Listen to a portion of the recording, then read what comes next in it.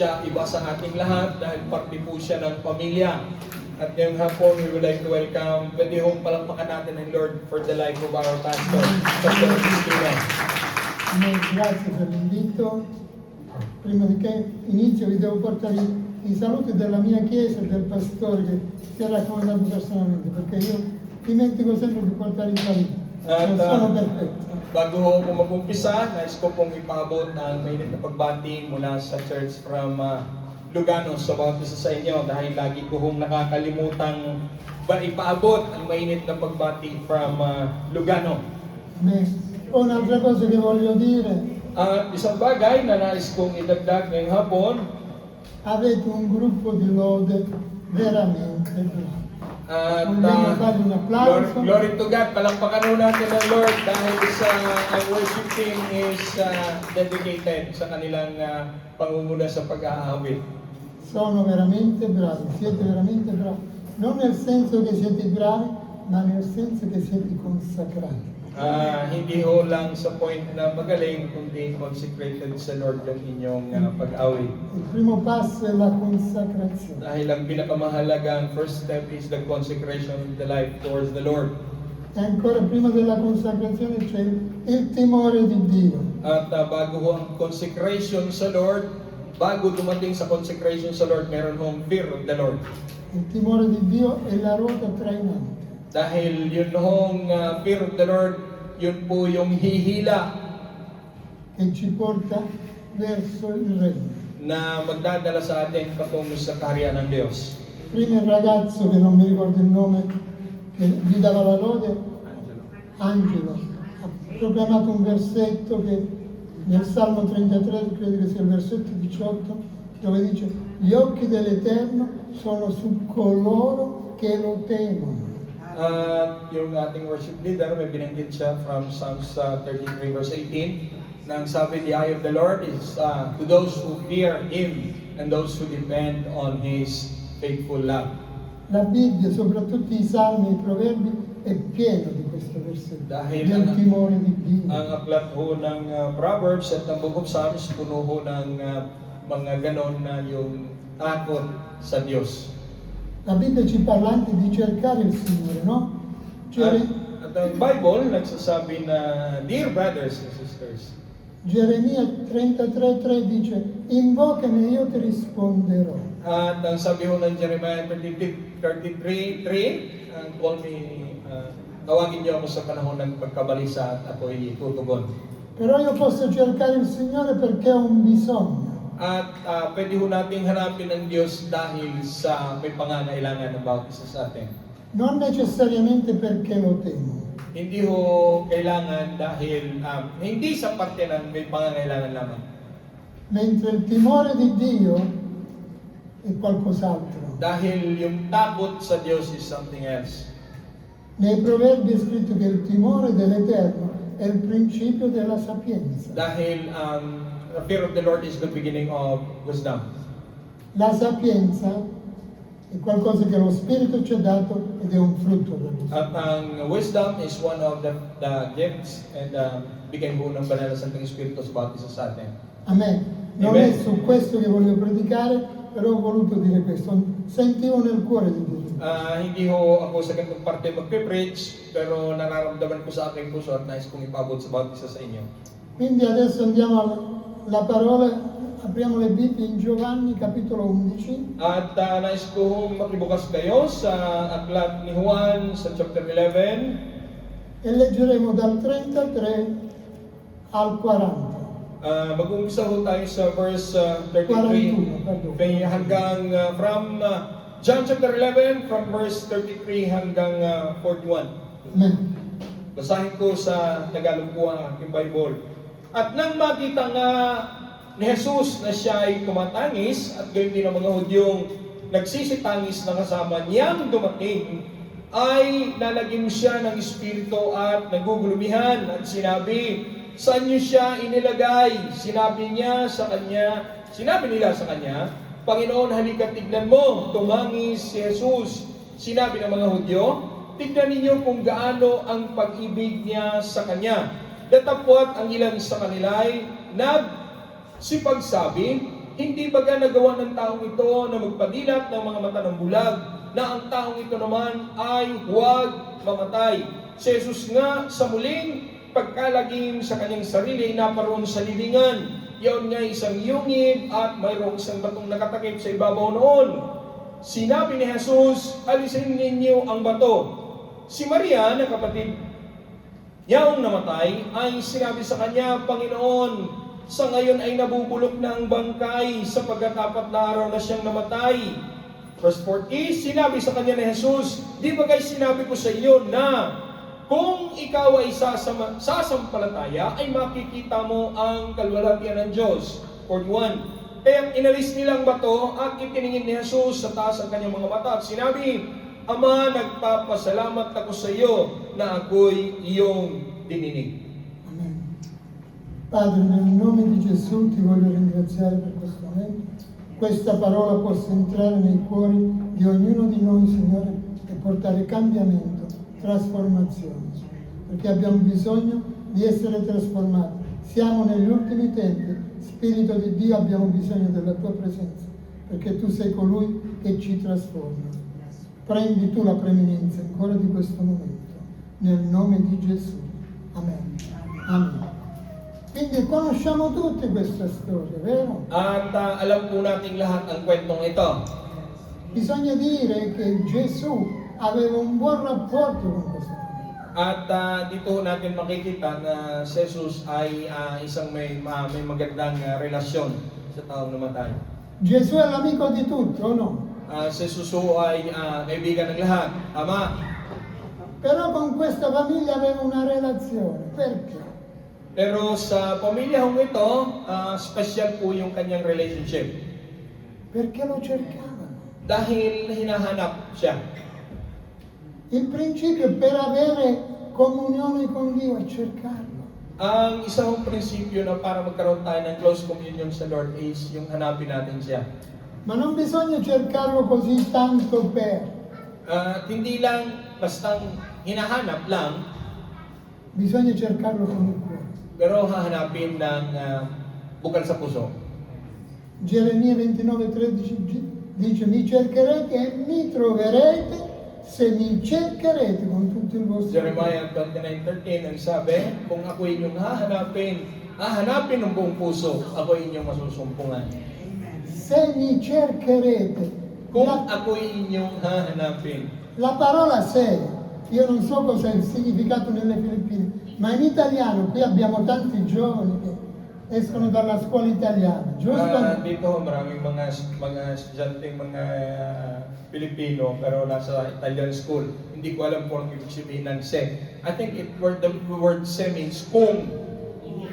La parola se in italiano è una congiunzione che va a congiungere qualcosa subordinata a un'azione. At ito hoy, ang salitang se sa Italiano is a conjunction word na it preceded into something na action na gagawin. Mi cercherete, mi troverete, se mi cercherete con tutto il vostro cuore. Sabi, hahanapin niyo po, ako inyong masusumpungan kung hahanapin ninyo ng buong puso. Invece qui oggi leggiamo Gesù disse a Maria, se credi vedrai la gloria di Dio. Dito, mababasa natin na sinabi ni Jesus kay Maria na kung ikay sasampalataya at makita mo ang kalwalhatian ng Diyos. Anche qui abbiamo la parola se. At maging dito ang sabi, kung. La parola se nella Bibbia è piena. Dahil ang salitang kung is the fullness, kabuuan. Perché precede sempre un'azione. Dahil sinusundan po nito ang isang aksyon o paghambang. Se mi amate osserverete i miei comandamenti. Kung ako inyong iniibig, susundin ninyo ang aking mga utos. Se credete nella mia parola siete i miei discepoli. Kung naniniwala kayo sa aking mga salita, kayo ay aking magiging disipulo. Nella Bibbia la parola se torna sempre. Dahil sa Bible, yung salitang kung, yun ho'y umiikot at bumabalik lagi. Ma adesso ritorniamo di nuovo alla parola. At balik po tayo doon sa ating binasa. Abbiamo detto che Gesù aveva un buon rapporto con questa famiglia. At nabasa natin na si Jesus has a good rapport with this family. Maganda ho ang kanyang relasyon sa pamilyang ito. Però Gesù sapeva che era ammalato Lazzaro. Pero alam ho ni Jesus, at alam nating lahat na si Lazarus, alam ni Jesus na may sakit. Quando Lazzaro si ammalò, At noong si Lazaro ay nagkasakit, Gesù non era a far niente così, no? si Jesus ho ay hindi walang ginagawa, ibig sabihin. Stava evangelizzando dall'altra parte del Giordano. Dahil si Jesus nasa kabilang ilog, nasa kabilang parte ng Jordan at nagpe-preach, nangangaral. E quando l'hanno chiamato per dire il fratello di Maria si è ammalato, At nung tinawag at in-inform si Jesus na ang kapatid ni Maria ay may sakit na si Lazaro, il Signore non partì a testa bassa, si Jesus ay hindi umalis agad. eppure amava Lazzaro, vero o no? Pero mababasa natin na mahal niya si Lazaro. E perché secondo voi il Signore non si agitò a dire no, devo andare da Lazzaro, lascia tutto? Perché secondo voi? At matanong ko kayo, bakit si Jesus hindi siya nagpanik na nung nalaman niyang nagkasakit si Lazaro, sabi niya, pupunta ako agad doon, uraw-rada. Bakit hindi nagpanik si Jesus? Perché Gesù, oltre ad amare Lazzaro, era in perfetta sintonia con lo Spirito Santo. Dahil si Jesus, apart na mahal niya si Lazaro, si Jesus so is in complete synchronization sa pagkilos ng Holy Spirit. E aveva chiaro il piano di Dio per la vita di Lazzaro. Dahil alam po niya yung klarong plano ng Diyos. Anche noi come Chiesa Maging tayo bilang simbahan, bilang mananampalataya, dovremmo avere chiaro il piano di Dio per la nostra vita. dahil dapat din malaman natin yung klarong plano ng Diyos para sa ating mga buhay. Amen. E perché quando ci capita qualcosa ci agitiamo? At matanong ko, bakit kung may nangyayaring surprising, lahat tayo nag-aagita, lahat tayo Probabilmente nagugulat, Vai, Pastor. lahat tayo nagpapanik Probabilmente abbiamo perso di vista il piano di Dio. dahil malamang kung minsan nakakaligtaan natin yung kabuod ng plano ng Diyos sa ating buhay. Tutte le volte che noi perdiamo di vista il piano di Dio, falliamo. Dahil sa pagkakataon at tuwing naliligaw yung ating paningin sa plano ng Diyos, tayo'y bumabagsak. Quando Gesù arrivò a Betania, At nung dumating si Jesus sa Betania, la parola, il versetto 35 dice Gesù pianse. at sa verse 35 sinabi, tumangis si Jesus. Questo è il versetto più corto della Bibbia. This is the shortest verse in the Bible. C'è un aggettivo e un verbo. Isang adjective at isang verb, pinagdugtong. Pianse, ma perché pianse? At bakit umiyak? Sabi, Jesus wept. Bakit umiyak? Pianse per i mormoni, per l'incredulità, per la religiosità che regnava in quella gente. Dahil umiyak si Jesus, dahil yung mga tao nagrereklamo, nagmamaktol, na umiyak si Jesus para sa mga taong hindi naniniwala. Guardate cosa dice il 36 e il 37, rileggete. At 36 and 37, sinabi nga ng mga Hudyo, tingnan niyo kung gaano ang pag-ibig niya sa Kanya. Datapwat ang ilan sa kanila ay nagsipagsabi, hindi ba nagawa ng taong ito na magpadilat ng mga mata ng bulag, na ang taong ito naman ay huwag mamatay. Guardate cosa dice, io non ho capito quello che lui ha scritto, però in italiano parla, i religiosi dicono, costui che aprì gli occhi ai ciechi non poteva risuscitare Lazzaro, guarire Lazzaro. At sa ibang version, ay sabi, siya yung nakapagpadilat sa mata ng bulag, hindi ba niya pwedeng muling buhayin si Lazaro o pigilan yung pagkamatay ni Lazaro? Nella mia lingua, costui è già un dispregiativo. Dahil sa ating sa lingua Italiana, yung sinabi ko, yung prevented, nangyari na. Costui, qualcuno così. Capite? Cosa doveva sopportare Gesù tutti i giorni? Ano ba ang kailangang iagwanta ni Jesus at tiisin araw-araw? Ecco perché Gesù dice, fremendo nello spirito, aveva lo spirito inacerbito, disse, dove l'avete portato? At kaya, lead by the Holy Spirit, sinabi niya, saan nyo inilibing? Dove l'avete portato? Togliete la pietra. Saan nyo inilibing? At ang sabi, alisin ninyo ang bato. Questo Gesù che venne col piano specifico per salvare l'umanità, e salvare l'umanità voleva dire dare la sua vita per la nostra. At ito yung specific plan ng Lord na ibigay ang kanyang, dumating sa lupa, ibinigay ang kanyang buhay para sa kaligtasan ng bawat isa sa atin. Era trattato in questa maniera. It is, ganito ang pagkaganap. Capiamo perché vi sto dicendo questo? Perché dobbiamo comprendere appieno l'amore di Dio. Bakit ko sinasabi ito? Dahil dapat lubusan nating maunawaan yung dakilang pag-ibig ng Diyos sa bawat isa sa atin. Io prima ho detto che lo denigrarono dicendo costui, giusto? At gaya ng sinabi ko kanina, sabi, pwede niya sanang pigilan.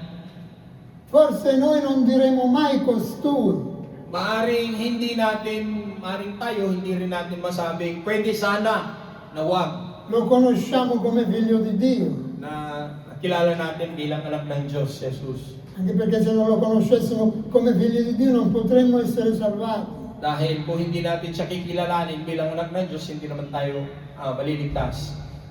Ma quante volte lo ignoriamo, ci chiede di fare qualcosa e non lo facciamo.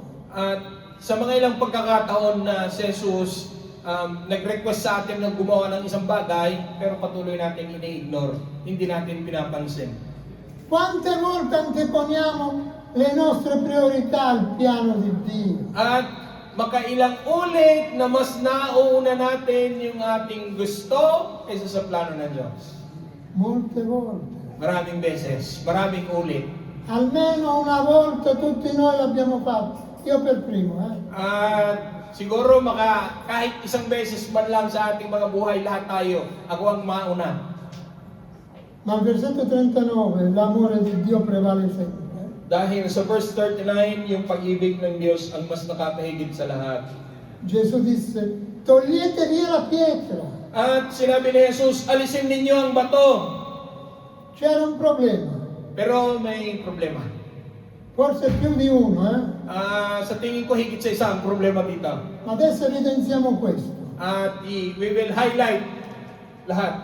Gesù aveva già nel cuore, anzi è già partito da casa per risuscitare Lazzaro. At nakita natin, si Jesus naglakbay na para muling buhayin si Lazaro. Però c'era un problema. Pero may problema dito. Qual era il problema? Ano ba yung unang problema? Qual era il problema? Ano ba ang problema dito sa tingin niyo L'abbiamo kaya? appena letto. Nabasa natin. Cosa disse Gesù? Anong sabi ni Jesus? Togliete via la pietra. Alisin ninyo ang bato C'era una pietra come sigillo sulla tomba. na meron nung bato na nakaharang doon sa entrance ng tomb. E cosa succede? At anong nangyari? Marta, la sorella del morto, disse, Signore, egli puzza già perché è morto da 4 giorni. Si Marta na kapatid na yaong namatay, ay nagsabi sa kanya, Panginoon, ngayon ay nabubulok na ang bangkay sapagkat may 4 na araw na siyang namatay. Ma Gesù per questo è andato il 4º giorno. Dahil po dito na si Jesus ay dumating ng 4th day. Non è andato al primo, Hindi dumating sa first day, né al secondo, né al terzo, è andato al 4º. hindi sa giorno. second, hindi sa third, pero bakit sa fourth?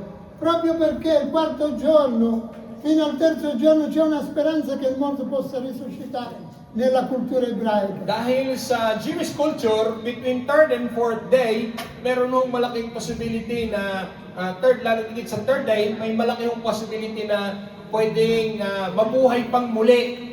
Yung Il tinatawag 4º ni giorno Jesus. basta, non più. Pero sa fourth day, wala na talagang pag-asa. Ecco che Gesù dice, disse, non ti ho detto, Marta, che se credi vedrai la gloria di Na Dio. verse 40, sinabi sa kanya ni Jesus, di ba kayo sinabi ko sa iyo na kung ikaw ay sasampalataya, makikita mo ang kaluwalhatian ng Diyos? Non ti ho detto che se credi vedrai la gloria di Dio. Hindi bagat sinabi ko sa iyo na kung ikaw ay sasampalataya, makita mo ang kaluwalhatian ng Diyos? Qui, Chiesa, in questa frase c'è una profondità enorme. Meron hong kalaliman itong binigkas na Jesus dito sa phrase na ito. Questo pomeriggio Ngayong hapon, il Signore ang Diyos, a ognuno di noi, prima a noi due, una ho kaming dalawa, sta dicendo, non ti ho detto che se credi vedrai la di gloria. kay sinabi ko sa iyo na kung ikay sasampalataya, makita mo ang kaluwalhatian ng Diyos. Ma attenzione, non è che questo è riferito semplicemente perché dove deve risuscitare qualcuno fisicamente, no! Hindi lang ho ito nangangahulugan dahil may muling bubuhayin, hindi ho sa ganung aspeto. Magari forse sono anni che tu aspetti un miracolo, che tu aspetti una risposta, però non arriva perché c'è la pietra del dubbio sul tuo cuore. Maaaring sa iyong buhay, taon na ang hinihintay mo, pero walang nangyayaring himala dahil may batong nakabaradiyan, may nakaharang. Il Signore non può operare finché in te c'è il dubbio. Hindi makakilos ang Diyos kung sa puso mo, meron daw. La parola di Dio cosa dice? Se due si accordano insieme, quello gli sarà concesso. At sabi ng Bible, if 2 or 3 agreed in my name, and it shall be done in my name. Chiesa, se tu è da anni che c'hai una pietra sul tuo cuore, tu ti sei sempre accordato col tuo ostacolo, con la tua pietra e mai con Gesù. Dahil sa kabuuan, minsan dito sa ating mga nakaupo, sa haba ng panahon, lagi kang nakatingin doon sa batong nakaharang, at nakapokus ka sa batong nakaharang, hindi sa'yo malang kayang gawin ni Jesus sa buhay mo. E questo dice solo una cosa. At ito nangangahulugan ng isang bagay lamang. Nonostante Gesù, parliamo del Figlio di Dio, At makita natin na si Jesus bilang anak ng Diyos, l'Onnipotente, most powerful. che fece miracoli a zeppa durante il suo cammino. At sa kanyang public ministry, sa daming mga ginawang unprecedented miracle niya. Ma davanti al tuo sé, lui non opererà. Dahil sa harapan mo, sa harapan ng iyong pagdududa, hindi siya Questo è un makakakilos. principio biblico. Dahil ito ay biblical principle. Se i due si accordano, gli sarà concesso quella Na cosa. dalawa, tatlo, if 2 or 3 are gathered and agreed in my name, it shall be done. Quindi, dopo tante peripezie, tolsero la pietra, dice la parola di Dio. Tapos, sinabi dito sa salita, pagkatapos ng bulong-bulungan, inalis yung bato. Ano nangyari? E nel momento che tolsero la pietra, At sa pagkakataong inalis yung bato, togliere la pietra cosa significa? nung inalis ang bato, anong ibig sabihin? Cosa significa? Ditemi qualcosa. Sagutin niyo ako, anong ibig sabihin nung inalis ng bato? Scusa, non ho capito. Ano daw? Hindi ko naintindihan sinasabi niya. No. Togliere la pietra è ubbidienza.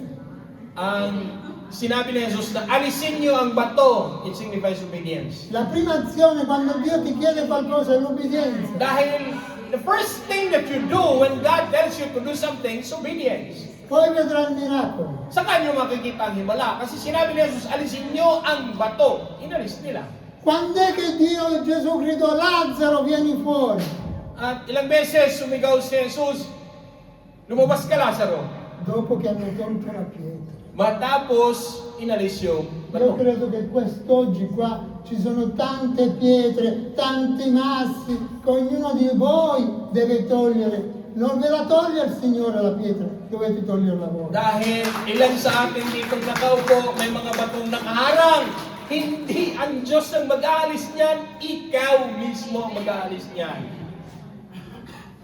Dice che il morto si alzò. At makita Si natin, alzò, at makita Chiesa. natin dito na ang patay na Lazarus bumangon. Ma quanto è potente la parola di Dio. Gaano ba ka-powerful ang salita ng Diyos? Lazzaro, vieni fuori. Quanto è potente sta parola. At si Lazaro nung tinawag ni Jesus lumabas, gaano ba makapangyarihan ang salita ng Diyos? La parola di Dio entrò nella grotta, nelle tenebre, se rompe tutto e andò a toccare Lazzaro. Lo svegliò. At yung salita ng Diyos pumasok na lampasan yung kamatayan, pumasok sa kadiliman, at dito nabuhay muli si Lazaro. In 1 Tessalonicesi 4,16 dice 1 Thessalonians 4:16. Gesù con voce d'arcangelo, quando ritornerà, i morti risusciteranno. At sinabi na sa pagsigaw ng mga anghel, si Jesus ay muling babalik at bubuhayin ang mga nangamatay. E dopo Gesù cosa fa? At pagkatapos, anong ginawa ni Jesus? Dobbiamo proprio seguire la sequenza. Sundan ho natin yung sequence ng pangyayari. Gesù ringrazia il Padre, dice: Padre, ti ringrazio che mi hai esaudito. Ang sabi dito, E poi per 42 dice: 42. Io so che tu mi esaudisci sempre. at nalalaman kong ako'y lagi mong dinidinig. Fede. Tra padre e figlio, fede. Nakita niyo yung pananampalataya between Father and Son. Chiesa, fede. Ngayon, Tra te, il Padre, il Figlio e lo Spirito Santo. At ngayon, church, yung ating pananampalataya sa Ama, sa Anak, at sa Espiritu Santo. Non una pietra. Hindi kahit isa man lang bato. E non importa se è piccola e grande. At hindi mahalaga kung maliit o malaki itong batong ito. Se c'è una pietra davanti al tuo cuore che dubita della potenza di Dio, tu sei chiamato a toglierla. Dahil hindi mahalaga kung malaki o maliit ang batong ito, pero kung may bato sa puso mo, ngayon iniikayat ka ng Diyos na alisin mo. Gesù disse: ho detto ciò per la folla che sta attorno affinché credano che tu mi hai mandato. Gesù era in perfetta simbiosi. At makikita natin dito that Jesus is in complete synchronization with the plan of the Father. Sincronizzazione, perfetto. In perfetta simbiosi. Però disse quello affinché la folla credesse. Sinabi ni Jesus ito para yung mga crowd na nanonood, maniniwala at manampalataya. Guardate, facciamo un passo indietro. At iatraso natin ang bahagya, yung kwento. Qui la Bibbia ci parla di folla, giusto? Ito ay makita natin na yung may crowd na sumusunod kay Jesus. La folla è un numero imprecisato di molta gente, giusto? Dahil yung sinasabing crowd, these are hindi ho piumeno, hindi ho sigurado kung ilan talaga, kung gaano karaming tao ito. Perché Gesù non disse Albert, Agostino, qualcuno di voi togli la pietra? Bakit sinabi isa lang na pangalan, alisin mo yung bato, isa lang pangalan na binanggit? Poteva farlo, no? Pwede niyang iutos na gano'n, ano? Pwede niyang sabihin. Ma non l'ha fatto. Pero hindi niya sinabing gano'n. Perché quel messaggio era per tutta la folla. Dahil ang message at ang miracle is directed towards the crowd. Tutti dovevano togliere la pietra. Kaya lahat tayo, dapat tanggalin natin yung bato. Tutti noi oggi. Lahat tayo nandito ngayong hapong ito. Dice il versetto 44, leggilo tu. Sa verse 44, siya na patay ay lumabas, na natatalian ang mga kamay at mga paa ng kayong panlibing at ang kanyang mukhay na balot ng isang panyo. Sinabi sa kanila ni Jesus, siya'y inyong kalagan at bayaan ninyo siyang yumaon. Allora, il morto uscì legato. Yung bangkay lumabas na nakatali ng kayong panlibing. Piedi legati, mani legati, Kamay fasciato. nakatali, paa nakatali, pati yung mukha may panyong nakabigkis. Avvolto in un asciugatoio, dice. At nakabigkis dito sa sabi, kayong panlibing. E Gesù disse loro, scioglietelo, legatelo, slegatelo e lasciatelo andare. At sinabi sa kanila ni Jesus, siya inyong kalagan at hayaan niyong siya ay kumayo. Perché Gesù dice scioglietelo, slegatelo e lasciatelo andare.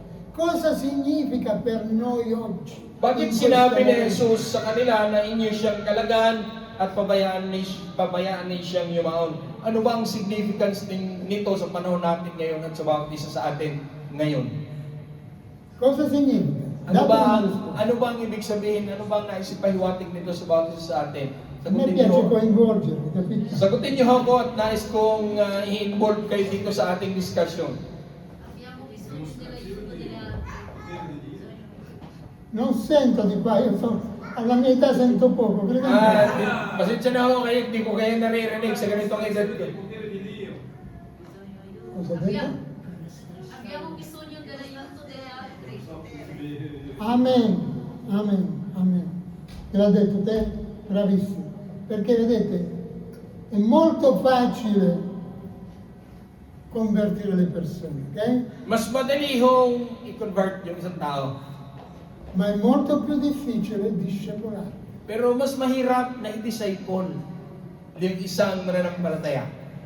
Quando una persona si converte all'Evangelo, Kapag isang tao ay na-convert at naging isang believer, è salvata, certo, è salvata, ligtas ito, walang duda. Save siya, save. però non è cambiata. Pero hindi naman nagbago. Ha tutti i legami del passato, Meron hong tali sa nakaraan.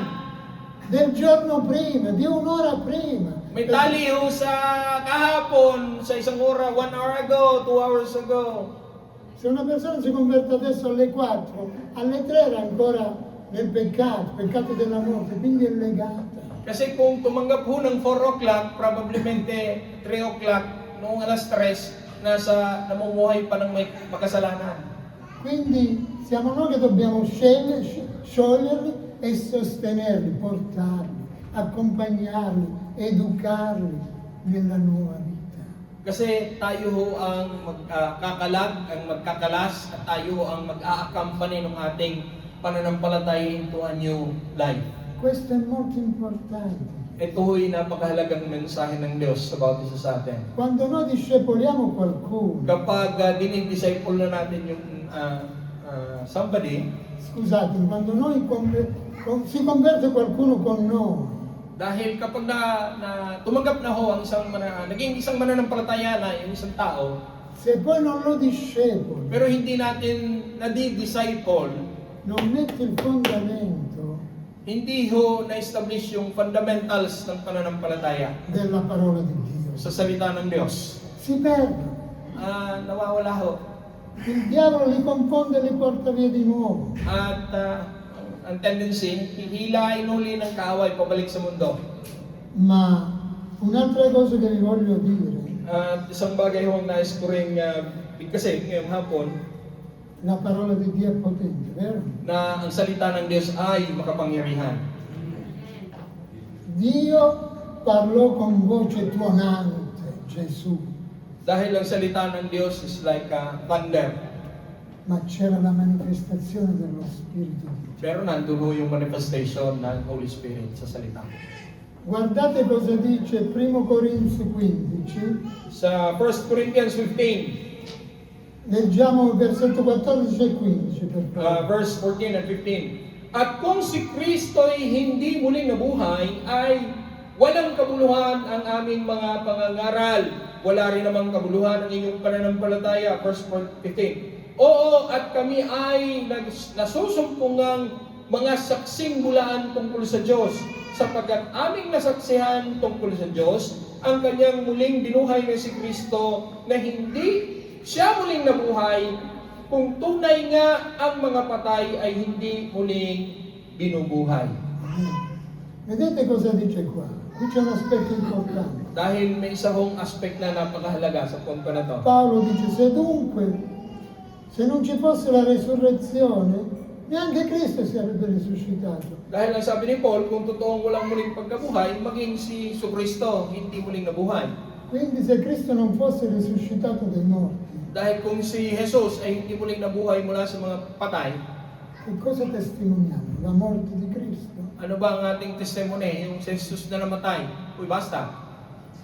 Dopo il peccato è normale morire, giusto? Dahil pagkatapos ho ng kasalanan, ay normal na mamamatay yung tao. Per Gesù non era normale morire se era Gesù Dio, ma qui è Gesù uomo. Kay Jesus, hindi naman normal na yung Jesus na namatay bilang anak ng Diyos. Pero makikita natin yung divinity ni Jesus bilang tao. Quindi era normale, ecco perché Paolo dice, ma se Cristo non è risuscitato, dunque vana la nostra At predicazione. kung si Kristo ay hindi muling binuhay, ay walang kabuluhan ang aming pangangaral. La potenza di Cristo Yung kapangyarihan ng Jesucristo, non è manifestata nella morte, hindi ho manifested sa pagkamatay. ma nella risurrezione. Manifested ho sa muling pagkabuhay. Amen? Amen. Adesso guardiamo il versetto 20 cosa dice. We'll skip sa verse 20. Datapwat si Kristo nga'y muling binuhay sa mga patay na siya ay naging pangunahing bunga ng mga natutulog. Amen.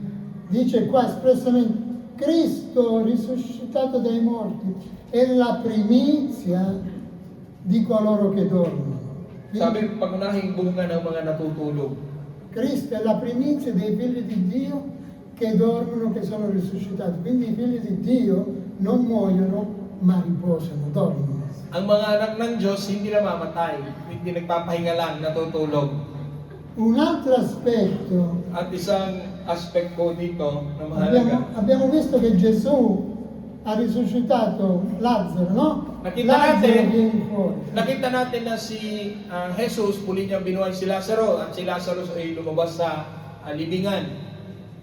Ma quando Gesù morì 3 giorni, chi lo risuscitò?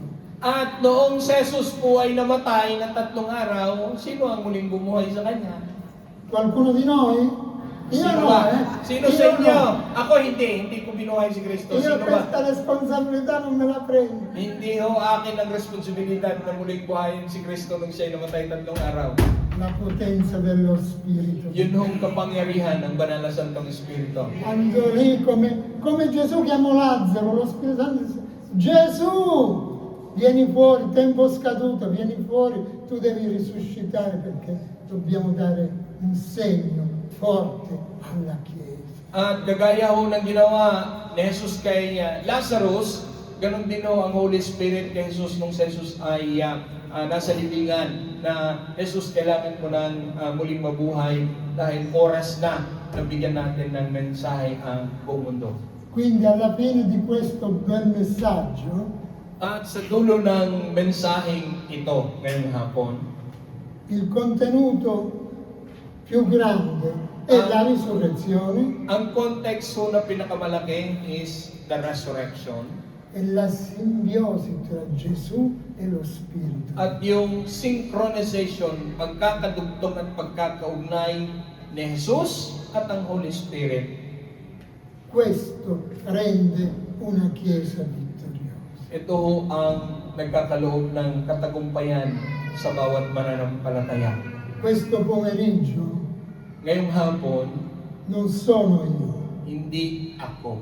ma è lo Spirito di Dio che ti dice Ang Holy Spirit ang nagsasabi, togli via la pietra. alisin mo yan bato. Amen? Alziamo 5. Pwede ho tayong Prendiamo kumenta. il gruppo due davanti.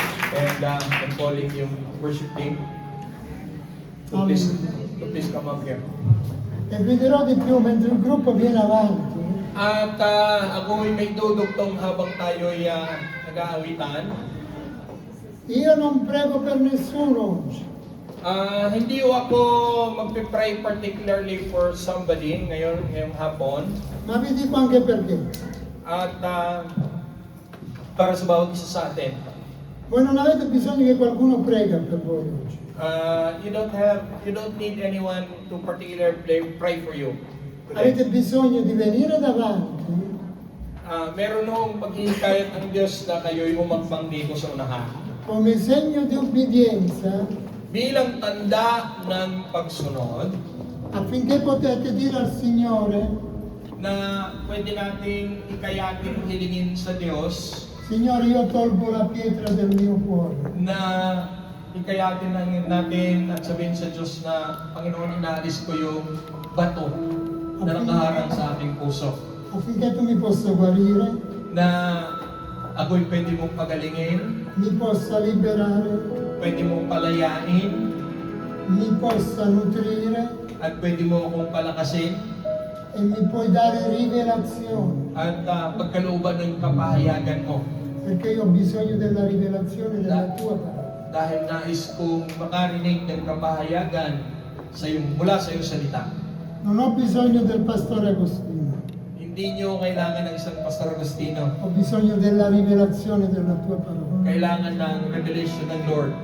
Quindi se Sei un questa buhay. parola ti ha toccato, vieni davanti Kaya kung e sino man adora il ang Signore. hinihipo at iniikayat na lumapit sa unahan kita. Alleluia. Alleluia. Io credo che tutti noi abbiamo delle pietre.